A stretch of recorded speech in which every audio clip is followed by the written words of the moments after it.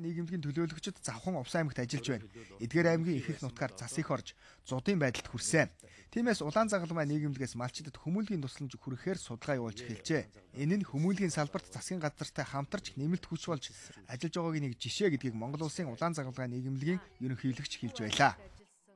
Хүндэрсэн он жилүүдэд бол бид нэр зарим жил 4 тэрбум хүртэл төгрөгийг ялангуяа зов турхан өвөл хүндэрсэн ийм үед Монголын Улаан Загалмай нийгэмлэгээс хөдөөгийн иргэд хөдөлмөрчдөд хүргэж байсан ийм түүхий энэ жил тэгтээ тэр хэмжээнд арай хүрэхгүй байх. За бидний нэг гаргаж ирсэн тооцоогоор жишээ нь хэрэг би андуураагүй бол зөвхөн Улаанбаатар хотод ихэд нэг бид нэр 10 орчим тэрбум төгрөгийн янз бүрийн төсөл хөтөлбөр хэрэгжүүлсэн ийм тоонууд хүртэл гардаг. Малчдын дунд 50 мянгаас дээш одоо бэлэн мөнгөтэй малчин өрх бол маш бага байна гэсэн ийм судалгаанууд бол гарч ирж байгаа. Тэгэхээр олон улсын Улаан Загалмай улаан хавирган сар нийгэмлэгүүдийн холбоо бол бэлэн мөнгөний яаж эмзэг бүлгийн иргэдэд шууд хүргэх вэ гэдэг өөрийн системтэй урьдчилаад 12 сард бэлэн мөнгө хэрвээ тараах бол ямар хэлбэрээр өгөх үү гэдгээ холбоо өөрөө хаан банктай гэрээ хийж байгаа. Тэгээд малчдын өөрсдийнх нь карт руу бэлэн мөнгө өгөх бол огт бэлэн мөнгө байхгүй гар дээр мөнгөгүй байгаа малчдад энэ бол гол тусламж болно. А ямар нэгэн нэмэгдэл одоо шууд бус зардал гаралгүйгээр эмзэг бүлгийн хүндээ хүрнэ гэж ингэ тооцож байгаамаа. Дэлхийн олон улс оронд террорист халдлага, байгалийн гэмтийн гамшигын хувилбар төрөл улам бүр нэмэгдэх болсон. Тиймээс олон улсын Улаан Загалмай нийгэмлэг, Улаан хавирган сар нийгэмлэгүүдийн холбооноос тухайн улс оронд хүмүүнлэгийн ажил явуулахад тодорхой бие даасан хууль баталж, хуулийнхаа хүрээнд Улаан Загалмай нийгэмлэг хариуцлага хүлээдэг байх нь чухлаа гэдгийг зөвлөжээ. Зөвлөмжийн дагуу Монголын Улаан Загалмай нийгэмлэгийн эрх зүйн байдлын тухай хуульд өөрчлөлт оруулжээ. Ер нь Монгол улсын төр засгаас явуулж байгаа нэг багц бодлого ба штэ. Тэр төрийн зарим чиг үүргийг төрийн бас байгууллагуудаар, игний нийгмийн байгууллагуудаар гүйцэтгүүлж байх тухай ийм зорилготой улс бас. Улаан Загалмайн талаар гаргасан энэ хууль дотор орсон заалтууд бол энийг төрийн энэ том бодлогыг бас тодорхой хэмжээгээр урьдчилуулахад хөв нэмрээ оруулна гэж бодож байна. Монгол улсын Улаан Загалмай нийгэмлэг 120 мянга гаруй гишүүд дэмжигчтэй аймаг суманд 33 салбар хороо ажиллаж байна.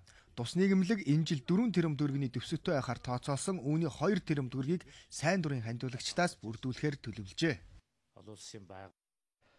Харилцаа холбооны зохицуулах хорооноос өнгөрсөн оны 3 дугаар сард баталсан журманд олон сувгийг дамжуулах үйлчилгээ эрхлэгч нь хэрэглэгч өөрийн хүснээр сувгаан эренбэлэх техникийн боломжийг бүрдүүлэх ёстой гэж заасан байдаг юм а.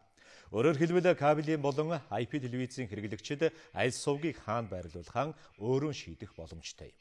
Гэвч DDH-с бусад олон сувгийг дамжуулах үйлчилгээ эрхлэгчид хэрэглэгчдийн эрхийг зөрчсөөр байна. Одоогоор Монголын мэдээ сувг Супервижны 11, Univision-ы 50, Sky Media-гийн 39, DD-ийн 29, Сансар HD-гийн 3, Сансар аналогийн 22 дугаар сувг дээр эренбэлэгдэж байна. Уг нь бол хэрэглэгч өөрөө мэдээд үзэх сувгаа тохируулах боломжийг харилцаа холбооны зохицуулах хорооноос 2015 оны 15 дугаар тогтоолоор айл хэдийн журмалсан. Гэвч энэ журам өнөөдрийг хүртэл биелэлээ олоогүй л байна. Хэрвээ та ийм одоо сансар дээр гарч байгаа бол Sky Media дээр гарч байгаа бол тэд дээр тавиараа юун дээр одоо Univision дээр гарч байгаа бол энэ дээр тавиараа гэдэг бид нар бол байнгын хэлж байгаа. Тэгээд та 11-р сувг дээр тааруулах тэр боксынхноос шаардах хэрэгтэй гэдгийг давхар тайлбарлаа хэлээ яваад байгаа. Монгол улсын хэмжээнд 870 гаруй мянган өрх айл байдаг. Үүний 260 мянга нь эфирийн телевиз буюу хуучнаар өргөн нэвтрүүлгээр дамжуулан 6-аас 16 сувг хүлээ авч үздэг. Монгол орны 21 аймаг 360 сумыг хамарсан энэ сүлжээгээр Монголын мэдээ сувг одоогоор гарахгүй байна. Монголчуудын брэнд болсон цагийн хүрт хөтөлбөрийг өргөн нэвтрүүлгээр үзхийг шаардсан олон нийтийн гомдол тасрахгүй байгааг албаныхан хэлж байна. Энэ баруун хөдөө сумуудад бол ерөн сумын ихэнх хэрэглэгч нар бол ерөөс манай эфирийн телевизийг л хүлээж авч үздэг. Тэгээ энэ сүүлийн үед энэ цагийн хүрдийн мэдээ гарахгүй байна гэсэн гомдол бол мэдээ тасрахгүй. Одоо ингээ бид нар хотод ажиллаар ирсэн байх дараас уцтал энийгээ та нар янзлаач гэж бид нар бас тийм шаардлага тавьж байгаа. Завхан аймгийн хувьд бол 24 сумтай 50% хэрэглэгчд бол сумдад үзэж байна. Дээлэгтээ бол үндэсний телевизийн мэдээллийг их үзэх гэж сонирхдаг болсоод. За энэ нь одоо байхгүй болчихлоо асар их гомдлоо шүүмжлэл бол байнга ирж байна. 3 сая хүнтэй Монгол улсад өнөөдөр 130 телевиз үйл ажиллагаа явуулж байна гэдгийг шүүмжилдгээ өөрөөр хэлэх юм бол хэтэрхий их мэдээллийн урсгал донд монголчууд бид амьдарч байна гэсэн голч ноён нуруутай мэдээллийг өгч чаддаг байсан цагийн үр хөтөлбөрт үзэгчдийн 90 гаруй хувьд нь хүрдэг байсан. Монголын үндэсний олон нийтийн телевизийн Монголын мэдээ сувагт өргөн нэвтрүүлгийн эрхийг нь өгөх Спогос кабелийн телевизүүд 11-р суваг дээрээ тааруулах шаардлагатай байгааг тэд сануулсаар байгаамаа. 260 мянган хэрэглэгчид одоо ста боксоор ямар ч эфирийн телевиз үзэж байна гэсэн тооцоотой байгаа. Энэ хүмүүс бол бүгд цагийн үр хөтөлбөрийг үзэж чадахгүй байна гэж ойлгож байна. Тэгвэл бүгд үзэж чадахгүй байгаа. Үзэгчдээс маш их гомдол ирж байна. За минут тутамд баг ирж байна. Өглөөнөөс ахвалаад шүн эфир дуусан тусал ирж байна. За үүнтэй холбоотойгоор одоо 2-р сувгийг тийм ээ. Одоо яаж энэ эфирт оруулах талаар л ордоо арга хэмжээ авахгүй бол одоо иргэд ямар ч одоо мэдээллийн сувггүй боллоо. Монголын үндэсний олон нийтийн радио телевиз тусгай хуультай ганц хэвлэлийн байгууллага мөн мэрэгжлийн зарчмаа хадгалдаг, мэдээллийн бодит байдал тэнцвэрийг хангадаг, ашигын төлөө бус цорын ганц хэвлэл мэдээллийн хэрэгсэл гэж тодорхойлж болно. Тиймээс үндэсний телевизийн 2 сувгийг бүх кабель болон IPTV агаарын долгион дээр эхний 2-д ирэн бэлгэхэд буруудах зүйл байхгүйг олон нийт хэлж байна. Өөрөөр хэлбэл Монголын үндэсний олон нийтийн радио телевиз бол Монгол хүний оюуны дархлаа, олон нийтийн эрх ашиг, цаашлаад улс үндэстний эрх ашиг гэдгийг иргэд хэлж байсан юм а. Монголын үндэсний олон нийтийн телевизийн Монголын мэдээ агентлаг хил хамгаалах ерөнхий газартай хамтран эх орныхон торгон хилээр тойрон аялаж мэдээ нэвтрүүлэг бэлтгэн хүргэж байсан. Монголын мэдээ агентлаг өргөжин Монголын мэдээ сувг болж байгаатай холбогдуулан өнөөдөр хил хамгаалах ерөнхий газартай хамтран ажиллах гэрээгэн шинжилэн байгуулсан байна. Хилчдийн эх орныхоо төлөө зүтгэж байгаа хөдөлмөр зүтгэлийн тухай олон нийтэд мэдээлэх, хилийн үйл амьдралын талаар үнэн бодит мэдээллийг нийгэмд хүргэх зорилгоор хил хамгаалах ерөнхий газар Монголын үндэсний олон нийтийн телевиз хамтран олон уран бүтээл тойруулж ирсэн. Энэ хамтын ажиллагаагаа үргэлжлүүлэхэд хамтран ажиллах санамж бичгийн гол зорилго оршиж байна. Монголын үндэсний олон нийтийн телевизтэй манай байгууллага олон жил хамтарч ажилласан юм. Уламжлалтай. Энэ гэрээг байгуулснаар бид олон цэрэг хөрөн жүжиглийг залуу хойжуудад өвлүүлэх ажиллаараа илүү эрчимтэй, үр дүнтэй ажиллах нөхцөл бүрдэж байгаа. Өмнө бид сард нэг удаа явуулдаг байсан сүлжээ тогны дэргэдээс гэдэг энэ нэвтрүүлэг маань одоо 4 болж. Ингээд олон нийтэд хил хамгаалтын үйл ажиллагаа байгууллагад цэрэг тэднэрт эх орон хүмүүжлийг төлөвшүүлэх ажиллагаа маань илүү үр дүнтэй явах юм боломжтой болж байгаа. Монголын мэдээ агентлагийн хамт олон хил хамгаалах ерөнхий газартай хамтран бид байхын учир төсөл хэрэгжүүлж Монгол улсын нутаг дэвсгэрийн хамгийн захын 4 хилд очиж хилчдийн үйл амьдралын тухай бодит мэдээллийг улс орон даяар дамжуулан хүргэж байлаа. Мөн 2013 онд эрэл төслийг амжилттай хэрэгжүүлж дайны жилүүдэд эх орныхоо хилийн мандаг сахиж ам биеэ үл хайрлан зүтгэж байсан эрэлхэг баатруудын тухай баримтат кино бүтээж олон нийтийн хүртээл болгосон юм. ММ агентлаг Монголын мэдээ суваг болон өргөжиж байгаа энэ цаг үед хил хамгаалах ерөнхий газартай хамтын ажиллагаагаа үргэлжүүлж байгаа нь цаашид олон хамтын уран бүтээл төрөн гарах шинэ эхлэл гэж талууд харж байна.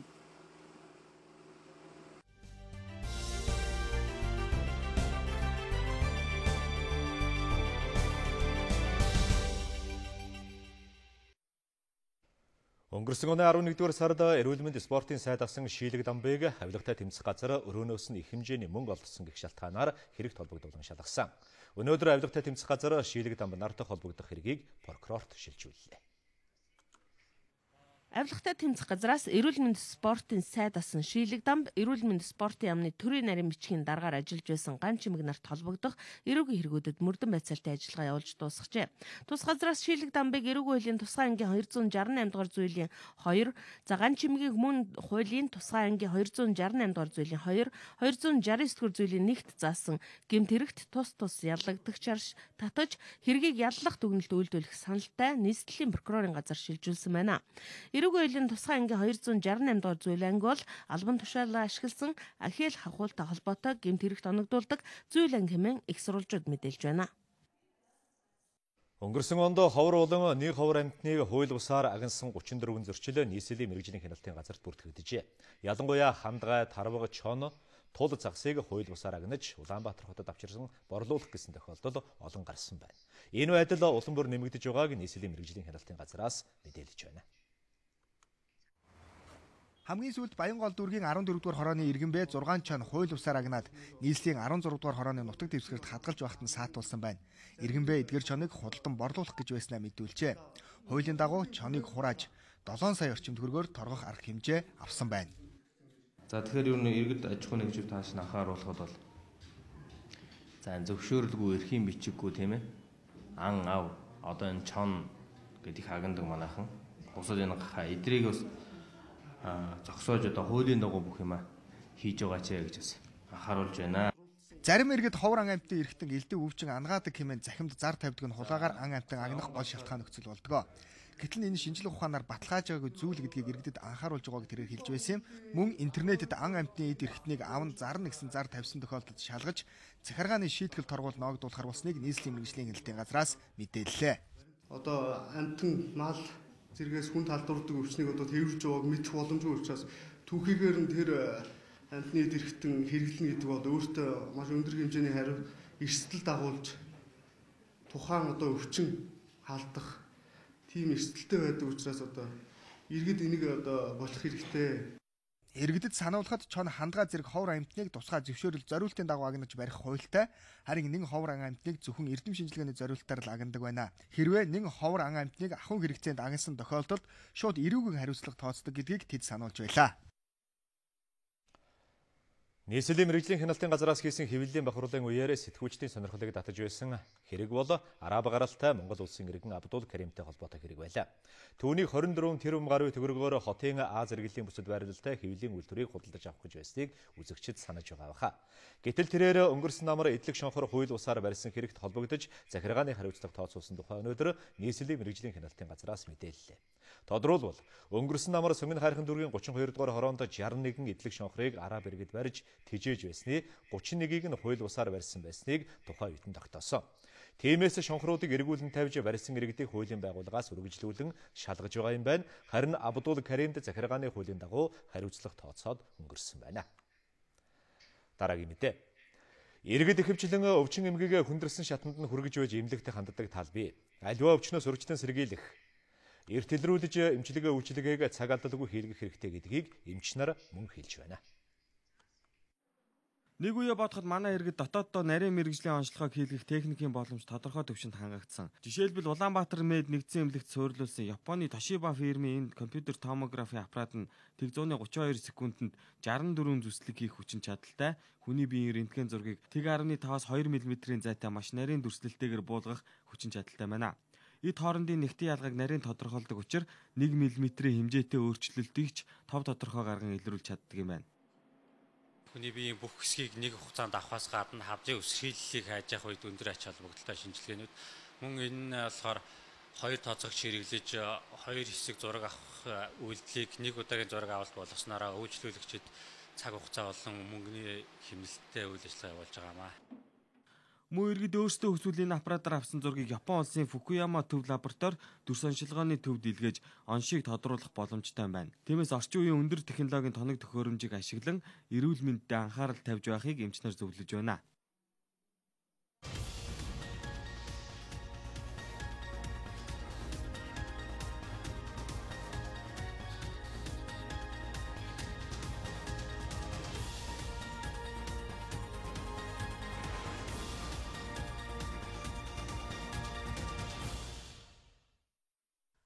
Үзэгчтэй олон улсын мэдээ эхэлж байна.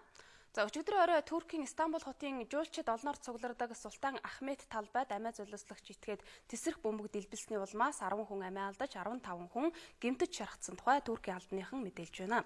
За амиа алдсан 10 хүний 8 нь шархагдсан 15 хүний олонх нь Герман улсын иргэд, за мөн Норвегийн 1, Перу улсын 1 иргэн гэмтэж шархсан ийм мэдээтэй байна. За Туркийн эрх баригчид энэ халдлагыг Исламын улс алан хэдгч бүлэглэл үйлдсэн гэсэн анхны дүгнэлтийг өгч байна. Амиа золиослогч нь 1988 онд төрсөн. За Сирийн иргэн байсан гэдгийг задлан шинжилгээгээр тогтоосон гэж цагдаагийнхан мэдээлж байгаамаа. За с жигтэн Туркийн цагдаагийн газрын хар жагсаалтанд багтаагүй. За саяхан Сир улсаас Туркид орж ирсэн дөрвөгч байж магадгүй гэж цагдаа нар үзэж байна. За халдлага болсон Султан Ахмед талбай нь ЮНЕСКОгийн дэлхийн өвд бүртгэгдсэн газар бөгөөд энд одоо түүхэн барилгууд ялангуяа алдарт хөх сүм байдаг юм байна. За Турк улс бол өнгөрсөн оноос Сир дэх Исламын улс бүлэглэлийн эсрэг тэмцэлд нэгдэн орж агарын цохилт өгөхийн зэрэгцээ. За Америкт агарын ажиллагаа явуулахад нь бол дэмжлэг болгож өөрийн одоо агарын цэргийн баазуудаа ашиглахыг зөвшөөрсөн юм а. Стамбулын Султан Ахмед талбайд болсон террорист халдлагыг хүчтэй зэмлэн буруушааж байна. Энэ халдлагыг Сир гаралтай амиа золиослогч үйлдсэн байна. За харамсалтай нь энэ халдлагад 10 хүн амиа алдлаа. Тэдний ар гэрийнх нь гүн эмгэнэл илэрхийлээ. ерөн Турк улс бүс нутгийн алан эдэгч бүх бүлэглэлийн гол байна болж байна. Бид энэ халдлагын буруутан Исламын улс бүлэглэлийн гишүүн болохыг тогтоосон. Турк улс Исламын улс болон бусад алан эдэгч бүлэглэлийн эсрэг тэмцлээс нэг ч алхам ухрахгүй. Алан хядагчид халдлага үйлдэхдээ өөр байршил сонгож байгаа ч гэсэн байна ямагт ижил чөлөөт нийгмийн чөлөөт амьдралд чиглэж байна. Бид олон улсын түншүүдтэйгээ хамтдаа эдгээр алан хядагчдын эсрэг тэмцлээ эрчимжүүлэх болно. За одоо Туркийн засгийн газар Исламын улс бүлэглэл улс оронд нь террорист халдлага үйлдсэн гэж үзэж байгаа учраас одоо энэ бүлэглэлийн эсрэг Америкийн нэгдсэн улсын тэргүүлсэн эвсэлд идэвхтэй оролцох болов уу гэж ажиглагчид харж байна. За хэдийгээр Исламын улс бүлэглэл газар нутгаа алдаж шахалтанд орж байгаа ч гэсэн одоо өөрийн дайснаа гэж үзсэн улс орнуудаа зөвхөн одоо Туркч гэлтгүй Европын улс орнууд за мөн Америкийн нэгдсэн улсад халдлага үйлдэнэ гэж бол занал хийлээд байгаа юм а. За Турк улс жуулчдын очих дуртай газруудын нэг. За энэ улсад бол жилд жуулчилдаг нийт жуулчдын тоогоор Герман улс бол тэргүүлдэг юм. За 2014 оны байдлаар бол Туркэд жуулчилсан иргэдийн 21.5% буюу 5.1 сая нь бол Германы жуулчид байсан байна. За харин 3.7 сая нь Оросын холбооны улсынх, 1.5 сая нь Их Британий жуулчид байгаа юм а. За олон улсын жуулчдыг татах түүхэн дурсгалт газруудтай Турк улсын аюулгүй байдалд энэ мэт одоо халдлага ойр ойрхон болж байгаа нь одоо энэ улсын аюул жуулчлалын салбарт сөргөөр нөлөөлж магадгүй байна. За өнгөрсөн оноос хойш бол Турк улсад болсон 3 удаагийн томоохон халдлагад Исламын улс бүлэглэл бол буруутгагдсан юм а. За үүний зэрэгцээ Туркийн аюулаас хамгаалах хүчнийхэн Курдын автономт эрхийн төлөө тэмцэж байгаа курдуудын одоо зэвсэгт дайчдын хооронд бол зөрчил улам нэмэгдэх хандлагатай байна. За Америкийн нэгдсэн улсын ерөнхийлөгч Барак Обама жил бүр Конгрессийн нэгдсэн хуралдаанд тавьдаг дотоод гадаад бодлогынхоо талаарх илгээлтэд өчигдөр орой санардууллаа. Энэ нь Америкийн нэгдсэн улсын ерөнхийлөгч Барак Обамагийн бүрэн эрхийн хугацаанд дах сүүлийн илгээлт буюу одоо 8 дахь удаагийнх гэдэг утгаараа дотоод гадаадгүй за түүний илгээлтэнд бол ихээхэн анхаарал хандуулсаж байна. За Барак Обама Конгресст хандсан энэхүү одоо сүүлийн илгээлттэй дэлхийд тэргүүлэгч орон хинбэ гэдэгт бол гол анхаарлаа хандууллаа. За үүний зэрэгцээ эдийн засаг, технологи, Америкийн ард түмний аюулгүй байдлыг хангах, за мөн Америкийн ирээдүй хойч үедээ сайн сайхан ирээдүй үлдээхэд хамгийн их анхаарч байгаа гэдгээ тэмдэглэлээ. За эдийн засгийн тал дээр бол түүний бүрэн эрхийн хугацаанд ажилгүйдлийг бууруулж 900 гаруй мянган ажлын байрыг бол шинээр бий болгон за эдийн засгаа хямралаас гаргаж хүчрхэг болгосон гэдгээ тэрээр онцолж байна. За олон улсын тавцанд Америкийн нэгдсэн улс хамгийн хүчрхэг улсын статусаа хадгалж байна. За Америкийн цэрэг армийн зардал дэлхийн одоо 8 улсыг нийлүүлсэнтэй тэнцвэц хэмжээнд байгаа нь нэг талаараа Америкийн эдийн засгийн хүчин чадлыг бол илэрхийлж байна. За нөгөө талаараа олон улсын хамтын нийгэмлэг Оросыг биш, Хятадыг биш гагцгүй Америкийн нэгдсэн улсыг тэргүүлэгч гэж тооцдог юм а. За иймд одоо дэлхийн 2 дугаар дайны дараагаар бий болсон олон улсын харилцааны систем шинээр үүссэн бодит байдалтай тулгарч гитлэн давхыг оролдож байна гэдгийг Барак Обама цохон тэмдэглэлээ. Олон улсын чухал асуудал яригадаад ирэх тэр үед олон улсын хамтын нийгэмлэг Бээжинг, Москваг араасаа дагуулаач гэж гуйдаггүй. Тэд биднийг л дууддаг. Бидэнд ханддаг. Тэгээд яг одоогийн байдлаар аливаа аюул занал дэлхийн гүрнүүдээс бус докторжоогүй улс орнуудаас ирж байна. Бидний өмнө тулгарч байгаа аюулгүй байдлын занал хийлэл өөрчлөгдөж байна. За Америкийн нэгдсэн улсын аюулгүй байдалд занал хийх хүчин зүйл өөрчлөгдөж байгаа ийм нөхцөлд Америк бол Исламын улс бүлэглэлийг дарахад гол анхаарлаа хандуулах ёстой юм а. За алан хядагчдыг үндэс суурьаар нь устгах нь чухал. Иймд одоо Конгресс алан хядагчдыг дарахад цэргийн хүч ашиглах эрхийг олгох нь зөв юм а гэдгийг сүүлийн илгээлттэй Барак Обама цохон тэмдэглэлээ. За үүний зэрэгцээ номхон далай дамнах чөлөөт худалдааны хилэлцээрийг батлах ажлыг түргөвчлөхийг Конгрессоос хүссэн байна. Харин Умард Солонгосын цөмийн туршилт болоод Хятадын далай тэнгисийн маргаантай бүсдэх идэвхжлтийн талаар тэрээр онцолж дурдсангүй. Дараагийн мэдээ Америкийн нэгдсэн улсын Аз номхон далайд баримтлаж байгаа бодлоготой холбоотой юм мэдээ байна. За өчигдөр Филиппиний дээд шүүх Америкийн цэрэг байлдааны хөлөг онгоц мөн бөмбөгдөгч онгоцуудыг орон нутгийн цэргийн баазуудад түр хугацаагаар байрлахыг зөвшөөрөх тухайд заалттай батлан хамгаалах салбарын хамтын ажиллагааны 10 жилийн хугацаатай гэрээг батламжиллаа. За Филиппин Америкийн нэгдсэн улсын эрх баригчид 2014 онд гарын үсэг зурсан батлан хамгаалахын хамтын ажиллагааг нэмэгдүүлэх тухай энэхүү гэрээг за Филиппиний дээд шүүхийн 15 гишүүний 10 дэмжснээр энэхүү гэрээг сенатаар сойрхон батлах шаардлагагүй болсон гэдгийг тус улсын дээд шүүхийн хэвлэлийн төлөөлөгч мэдэгдэж байна. За энэхүү гэрээгээр Америк нэгдсэн улсын Аз намхан далайн бүсэд дахин тэнцвэржүүлэх бодлогыг урагшлуулах хүчин чармайлтанд дэмжлэг болж байгаамаа. Мөн нөгөө талаар энэ гэрээ өмнөд Хятадын тэнгис дэх маргаантай бүс нутагт өсөн нэмэгдэж байгаа Хятадын үйл ажиллагааг хязгаарлахад Америкийн дэмжлэгийг авахыг чармайхуулсан Филиппиний ашиг сонирхолд нийцэж байна. За харин Филиппиний зүүнний үзэлтэй нийгмийн идэвхтнүүд энэхүү гэрээг эсэргүүцэж байна. Бидний стратегийн харилцаа бодитоор хэрэгжиж эхэлж байна. Америк нэгдсэн улс Филиппиний аюулгүй байдлыг хангах үүрэг хүлээсэн. Иймд Филиппиний дээжүүхийн шийдвэрийг бид таатаагаар хүлээн авч байгаа. Одоо бид зэвсэг хүчний хамтын ажиллагааг нэмэгдүүлэх, онцгой байдлын үед хариу арга хэмжээ авах хамтын хүчин чадлаа сайжруулах зорилготой энэ гэрээний хэрэгжилтэд гол анхаарлаа хандуулах болно. Америк нэгдсэн улс олон улсын хуулиар хүлээн зөвшөөрөгдсөн ямар ч газарт нислэг үйлдэх, усан зам ашиглахыг зорж байна. Сая Филиппинтэй байгуулсан энэ гэрээ бидэнд шинэ боломжийг олгож байгаа юм а. Энэ гэрээний хүрээнд бид Далай тэнгисийн аюулгүй байдалд хүүргээ улам тэлэх болно. Бидний харилцаа бодит үр дүн харуулна гэдэгт итгэлтэй байгаа. Нэг талаар хоёр талын удирдагчдын хүчин чармайлт үр дүнгээ харууллаа. Нөгөө талаар үүнд бүс нутгийн аюулгүй байдал тулгарч байгаа аюул занал, нийтлэг үнэт зүйлсээ хамгаалах нэгдмэл хүчин чармайлтыг шаардсан нөлөөлж байгаа юм. Бид Америкийн цэргийн баазуудыг иргэн сэргээхийг зөвшөөрөхгүй. Мэдээж хэрэг Хятадын Филиппиний тэнгист явуулж байгаа үйл ажиллагааг ч гэсэн бас эсэргүүцэж байна. Гэхдээ Америктай батлан хамгаалах салбарт хамтрах энэ гэрээ мөн Америкийн оролцоо Хятадтай маргаж байгаа асуудалд шийдэл болж чадахгүй. За Америк нэгдсэн улс энэ мэтээр Аз намхан далайн бүсэд дахин тэнцвэржүүлэх бодлогоо урагшлуулж байгаад бүс нутгийн зарим улс орон ялангуяа Хятад улс бол дургүй байдаг.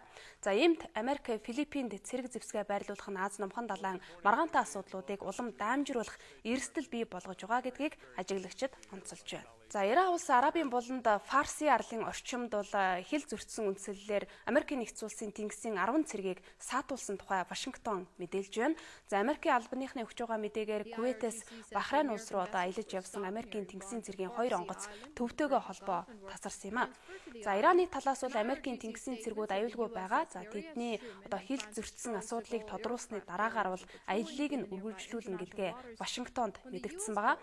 За гэхдээ Америкийн тэнгисийн цэргүүдийг пүрэв гараг гэхэд сулалсан байх болов уу гэж албаных нь бол таамаглаж байна. За Америкийн тэнгисийн цэргийн 2 онгоц, нэг нь механик эвдэрлийн улмаас Арабын буланд зогссны дараа бол Ираны хувьсгалт гвардийнхан Америкийн тэнгисийн 10 цэргийг одоо саатуулсан тухайгаа бол мэдээлсэн байна. За гэхдээ Ираны талд тэдгээр онгоцууд бол Ираны усан хилийг зөрчиж өдөө хатгсан үйлдэл гаргасан учраас тэднийг саатуулсан гэсэн тайлбарыг өгч байна. За энэ хэрэг явдлын дараа бол Америк нэгдсэн улсын төрийн нарийн бичгийн дарга Джон Керри Ираны гадаад иргэн сайд Жавад Зарифтай хэлэлцээ эхлүүлэх хүсэлтэй бол гаргасан байгаа. За харин энэ хооронд тасны мэдээллийн агентлаг Америкийн тэнгисийн цэргийн онгоцууд полиметоор тоноглогдсон байсан гэж мэдээлж байна. За Ираны хувьсгалт гвардийнхан сүүлийн жилүүдэд Ираны далайн хилийг идэвхтэй хамгаалж байгаа. За тэд 2007 онд л гэхэд Их Британий тэнгисийн 15 цэргийг Иран Иракийн хооронд маргаантай бүсэд аялсныхын төлөө 13 хоног баривчлан саатуулж байсан юм а. За Америк нэгдсэн улс Ирантай цөмийн гэрээ байгуулсан ч гэсэн энэ хоёр улсын харилцаа уртдмал хэвээр байгаа. За өнгөрсөн 12 дугаар сард л гэхэд Ираны тэнгисийн цэрэг Ормузын хоолойд Америкийн байлдааны онгоц болон худалдааны онгоцны ойролцоо пуучин туршсан. За энэ үйл явдлыг бол Америкийн зүгээс үдэн хатгсан үйлдэл гэж дүгнэж байсан юм а. За Япон улсын гадаад хэргийн сайд асан Масахико Комура Москва хотноо айлчилж ерөнхий сайдынхаа хувийн захидлыг Оросын холбооны улсын ерөнхийлөгч Путинд уламжилсан байна. За тэрээр Оросын холбооны улсын гадаад хэргийн сайд Сергей Лавровтай уулзалт хийж хоёр орны харилцааны асуудлаар санал солилцлоо. За Японы ерөнхий сайд Шинзо Абегийн Путин дэлгээсэн захидлын агуулгыг хоёр тал бол задруулсангүй. За Оросын гадаад хэргийн сайд Оросын холбооны улс Япон улстай бүх салбарт хамтран ажиллахад нээлттэй гэдгийг энэхүү уулзалтын үеэр цохон тэмдэглэсэн байна. За гэхдээ хоёр орны хооронд олон жил сунжирсан Курилийн арлын асуудлыг бол хүндсэнгүй. За Оросын тал бол Курилийн арал гэж нэрлэдэг, харин Япончууд хойд газар нутаг гэж нэрлэдэг энэхүү арлуудын маргаан нь за Орос Японы хооронд дэлхийн 2 дугаар дайн дууссаны энхийн гэрээг батлах үйл явцыг бол хойш татаж байгаа. байгаамаа. За Японы ерөнхий сайд Шинзо Абе ирэх 5 дугаар сард их технологийн дээд хэмжээний уулзалтаас өмнө Оросын холбооны улсад айлчлахаар төлөвлөж байгаа. За тэрээр энэ айлчлалынхаа хүрээнд Оросын холбооны улсыг их 8-ын бүлэгт нь эргүүлж оруулах асуудлыг тавихаас гадна за Оросын холбооны улсын ерөнхийлөгч Путиний одоо Япон улсад хийх айлчлалын товыг тогтоох байгаа гэсэн ийм асуудал одоогоор яригдж байна. За Япон улс энэтхэг улстай цэвэр эрчим хүчний салбарт хамтран ажиллахаар болж байна. За Японы засгийн газар энэтхэг улсыг цэвэр эрчим хүч үйлдвэрлэхэд нь техникийн тусалцаа үзүүлэхээр тохирч байна. За Японы аж үйлдвэрийн сайд Мото Хаяши энэтхэгийн эрчим хүчний сайд Фиюш Гоял нар эрчим хүчний салбарт түншлэл байгуулах тухай хамтарсан мэдээлэлд Токио хотноо өнөөдөр гарын үсэг зурсан байна. За Япон улс нь хүлэмжийн хий бага ялгаруулдаг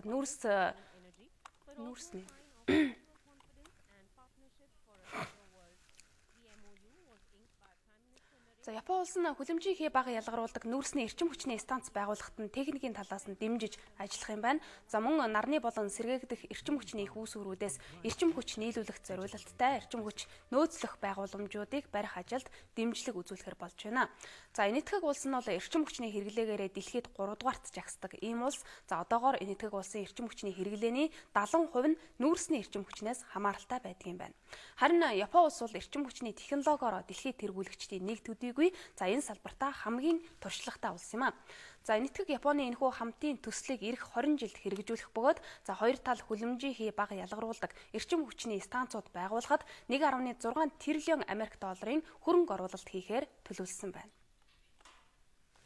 За Америк нэгдсэн улсын төлөөлөгчдийн танхим Умард Солонгосын саяхан хийсэн цөмийн 4 дахь удаагийн туршилтын хариуд тус улсын эсрэг тавьсан хориг арга хэмжээгээ нэмэгдүүлэх тухай хуулийн төслийг дэмжин баталж байна. За төлөөлөгчдийн танхимын 418 гишүүн Умард Солонгост тавьсан хориг арга хэмжээг хэрэгжүүлэх тухай хуулийн төслийг дэмжиж 2 гишүүн эсрэг санал өгсөн байна. За энэхүү хориг арга хэмжээгээр Умард Солонгосын нэр бүхий байгууллага хувь хүн Америкийн нэгдсэн улсын санхүүгийн системд нэвтрхийг хориглох. За мөн нэгдсэн үндэсний байгууллагын аюулгүй зөвлөлийн тогтоолуудыг зөрчиж, цөмийн зэвсэг дэлгэрүүлэх үйл явцад оролцоотой хүмүүсийн хөрөнгийг зарцаахаар зааж байна. За мөн Умард Солонгосын цөмийн үйл ажиллагаанд анхаарал хандуулахын тулд Америк, Япон, Өмнөд Солонгосын хооронд тагнуулын мэдээлэл солилцохыг энэхүү хоригт зааж өгсөн байгаамаа. За Америк нэгдсэн улсын төлөөлөгчдийн танхимын гадаад хэргийн хорооны дарга Эд Ройс за Умард Солонгосын цөмийн зэвсэг хөгжүүлэх хүчин чармайлт нь бол Америк нэгдсэн улсын аюулгүй байдалд шууд замнал хийж байна гэсэн мэдгдлийг бол хийж байна. За иймд энэхүү хориг арга хэмжээгээр удирдагч Ким Чин Уны цэрэг арин болоод зэвсэг үйлдвэрлэлээ санхүүжүүлэхэд шаардлагатай хөрөнгийн урсгалыг хаах юмаа гэдгийг тэрээр онцолж хэлж байна. За одоо Америк нэгдсэн улсын Сенатын танхим Умард Солонгосын эсрэг хориг арга хэмжээг нэмэгдүүлэх тухай энэхүү хуулийн төслийг хэлэлцээд батлах ёстой юм аа. За бүгд найрамд гарчилсан Солонгос ард улсын залуу удирдагч Ким Чин Ун өнгөрсөн 7 хоногт цөмийн 4 дахь удаагийн туршилтыг хийсэн багийнхныг шагнасан тухай өнөөдөр тус улсын төв телевиз мэдээллээ. За төв хэвлэлийнх нь уламжилж байгаагаар өчигдөр Умард Солонгосын эрх баригч хөдөлмөрийн намын төв хорооны хуралдааны танхимд энэхүү шагналыг гардуулах ёслолын ажиллагаа болсон юм байна. За шагнал гардуулахын өмнө залуу удирдагч Ким Чин Ун улс төрөгчийн бөмбөгийг турших үйл ажиллагааг амжилттай зохион байгуулсан багийнханд баяр хүргэж, за энэхүү туршилт бол Умард Солонгосын цөмийн салбарын хөгжил өндөр түвшинд гарсныг дэлхийн нийтэд харуулаа зогсохгүй. За Америкийн нэгдсэн улс болон түүний холбоотнуудад анхааруулга болсон гэдгийг цохон хэлсэн байна. За залуу удирдагч шагналыг туршилт хийсэн багийнханд өөрийн биеэр гардуулж тэдэнтэй бол гар барьж байгаа үйл явцыг төв хэвлэл нь мөн харуулж байна. Үзэгчдээ би та бүхэндээ олон улсын хүрээнд болсон онцлог үйл явдлын мэдээллийг тоймлож танилцууллаа. Анхаарлаа хандуулж үзсэн үзэгчдээ та бүхэндээ баярлалаа. Одоо спортын үйл амьдралын мэдээ сурвалжлагуудаас хөргөжлүүлэн хүлээн авч үзсэн үү.